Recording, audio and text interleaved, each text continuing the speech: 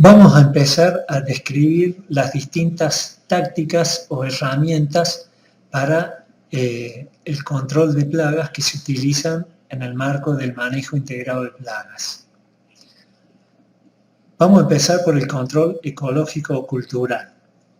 Previo, vamos a aclarar que de acuerdo a la bibliografía que ustedes consulten, pueden encontrar que hay más, las herramientas están catalogadas o clasificadas en más o menos tácticas de control. Por ejemplo, es muy común encontrar control mecánico o control físico como táctica, lo cual no está mal.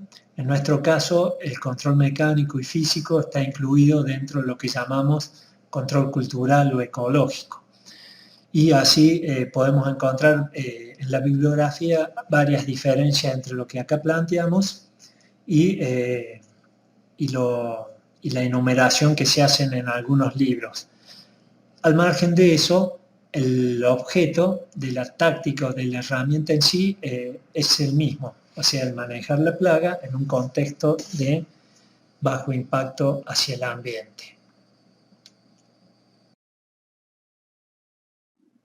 Un insecto, en general, para poder desarrollarse y crecer y reproducirse, necesita encontrar en el ambiente en que vive una serie de requisitos o requerimientos que le provean todo lo necesario para el cumplimiento normal de su ciclo de vida. Ellos necesitan, por un lado, un espacio para habitar, o sea, un lugar físico donde posarse, donde reproducirse, donde copular, donde alimentarse, etc. También necesitan alimento, esto es que el alimento sea de la calidad y la cantidad adecuada para cumplir con sus requisitos nutricionales. Necesitan refugios. Los refugios son lugares donde puedan ellos refugiarse o protegerse de las inclemencias del tiempo, protegerse de los enemigos naturales, lugares para invernar, pasar las condiciones desfavorables del año, etc. Y obviamente el ambiente físico, a través de la temperatura, la humedad y otros factores, juega un rol determinante en la presencia de los insectos en un determinado lugar. Cuando un insecto en un cultivo se transforma en un problema de plagas, quiere decir que de alguna manera está cumpliendo con todos estos requisitos necesarios para su ciclo de vida. Ya sea que los obtiene a todos estos requisitos, alimento, refugio, espacio habitable y un ambiente físico dentro del cultivo, o al menos algunos dentro del cultivo, como el alimento principalmente, y otros en las cercanías, en los bordes o en los lotes vecinos. Entonces, conocer cuáles son estos requisitos que tiene el insecto y saber de qué manera los obtiene en el agroecosistema, o sea, cómo se alimenta, dónde se refugia, qué hospederos alternativos tiene, quiénes son sus depredadores, etc., nos va a permitir encontrar los puntos débiles del ciclo de vida y del ciclo estacional para poder programar una táctica de manejo más perdurable en el tiempo. Aquí hemos agrupado, de acuerdo a los objetivos, las distintas tácticas de manejo ecológico en 4 categorías básicas. No es que sean las únicas, y a veces algunas de las tácticas ecológicas pueden encajar en más de una de estos objetivos. Es simplemente ilustrativo como para ir entendiendo qué es lo que uno quiere hacer con determinado insecto y con determinadas tácticas. Vamos a describir varias tácticas o herramientas que permiten reducir la favorabilidad promedio del agroecosistema hacia los insectos plagas. Una de ellas es la eliminación de los restos del cultivo. Por ejemplo, vamos a ilustrar con el caso del barrenador del tallo, Diatria saccharalis, que luego de alimentarse de los tallos, la última generación baja hacia la parte inferior de la caña para pasar el invierno en ese lugar como larva encapullada. Cuando se cosecha el maíz, la larva ya está invernando o ya está refugiada en la parte inferior de la planta, en el tocón que no es levantado por la cosechadora. Entonces queda en el cultivo invernando en el lote sin ningún problema. Destruir, por ejemplo, mediante aradas y enterrar, cortapicar y enterrar ese rastrojo es una buena manera de eliminar a todas las formas invernantes, con lo cual obtendremos que en la siguiente campaña se parte de un número inicial de plaga muy inferior al no realizar, en comparación a no realizar estas tareas. Uno de los problemas que podemos encontrar a veces con este tipo de tareas y con otras que vamos a nombrar es que suelen no ser del todo compatibles con las estrategias de producción general del campo.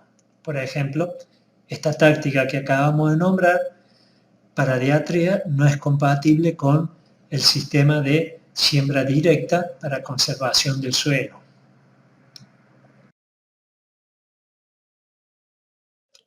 En el caso de otros tipos de cultivos como los frutales, incluso algunos cultivos de otro tipo, estacionales, esos restos del cultivo, en vez de ser enterrados o eliminados, se pueden utilizar, por ejemplo, para dar de comer a ganado.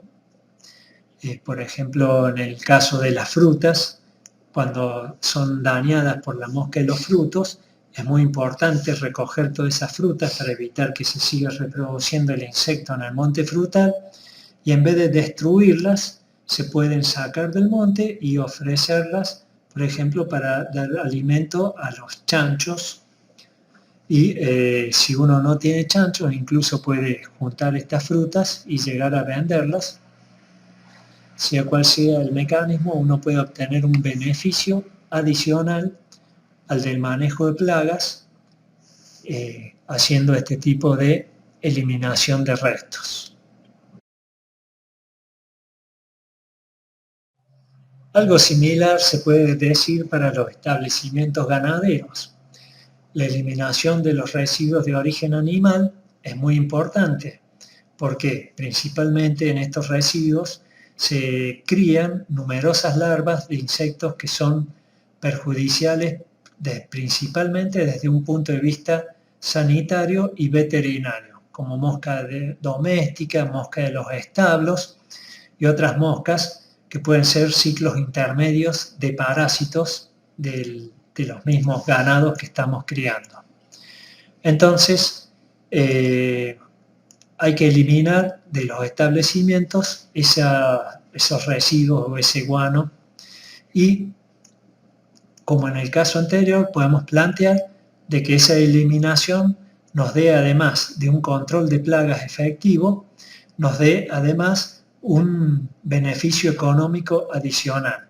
Por ejemplo, transformar esos residuos mediante compostaje en abono para los cultivos que se producen para alimentar este propio ganado, o bien a través de biodigestores transformarlos en gas, con los cuales se puede hacer energía eléctrica y abaratar, autoabastecerse directamente un campo de energía eléctrica mediante estas técnicas, abaratando de esa manera sus costos. La eliminación de los huéspedes alternativos es un aspecto también muy importante en el manejo de plagas.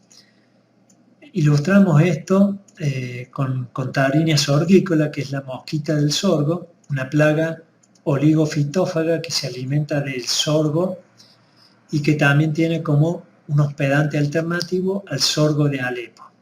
Se ha comprobado que en los campos donde se elimina o se controla el sorgo de Alepo, el impacto de esta plaga es menor que en aquellos campos donde no se hace un control del sorgo de Alepo.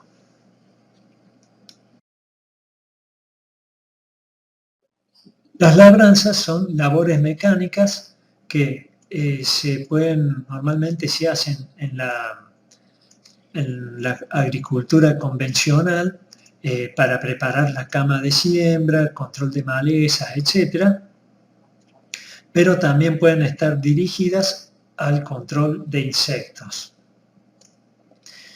Al mover la tierra mediante un implemento agrícola, estamos cambiando la estructura, la granulometría, etcétera, de la tierra. Estos cambios pueden tener sobre algunos insectos un impacto desfavorable y sobre otros un impacto favorable. Por lo tanto, es importante saber cuáles son los insectos que están presentes y cómo les puede afectar eso. Normalmente, las labranzas son efectivas para los estados de invernación de los insectos, que son muy poco móviles, ya que están aletargados o inmóviles, y para insectos con poca capacidad de movimiento, como los que tenemos ilustrados a la izquierda, gusanos de suelo, pupas, etc. Normalmente estas labranzas son efectivas previo a la siembra o en pleno invierno para exponer a estos insectos a las adversidades climáticas, y también se utilizan mucho, como se ve en la foto del tractor, que hay numerosas aves alrededor que lo que están haciendo es comiéndose todos los insectos que el arado va dejando al descubierto, haciendo entonces, además de la muerte mecánica que produce el arado, a los insectos, los sobrevivientes son comidos por aves, perdón.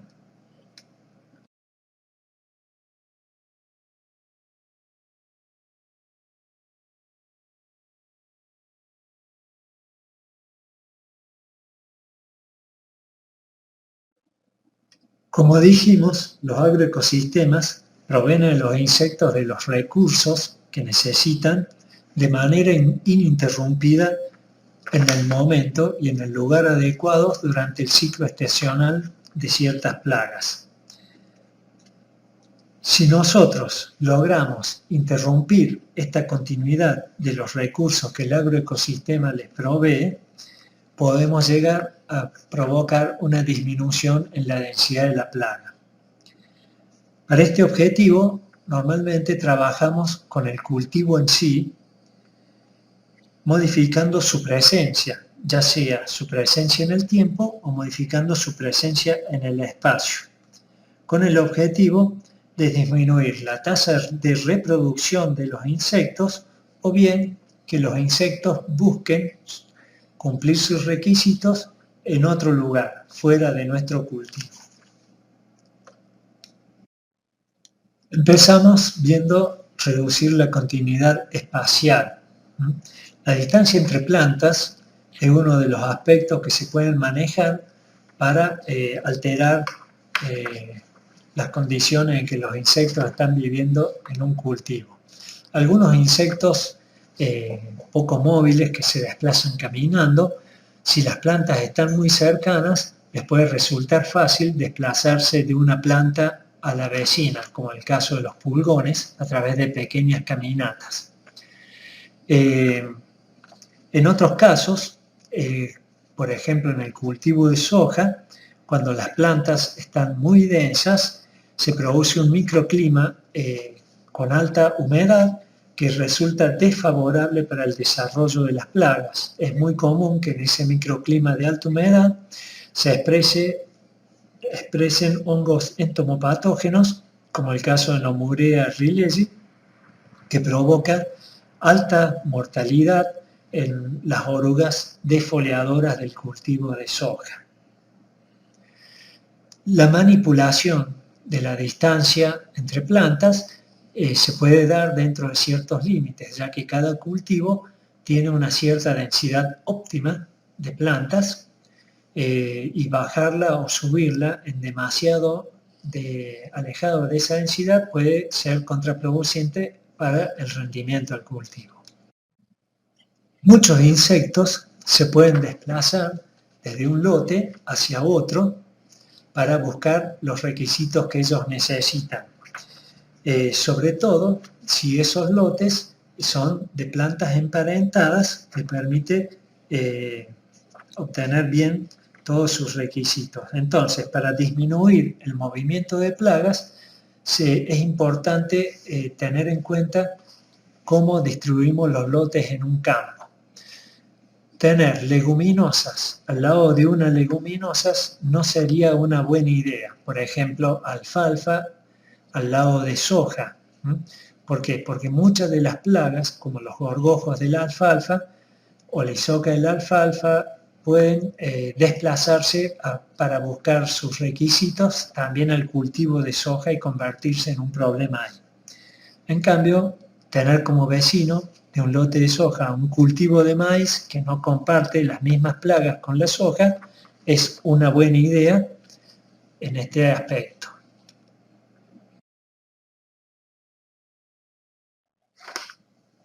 Vamos a ver un par de tácticas que tienden a interrumpir la continuidad de los recursos que necesita la plaga a través de la reducción de la continuidad temporal del alimento, o sea, del cultivo.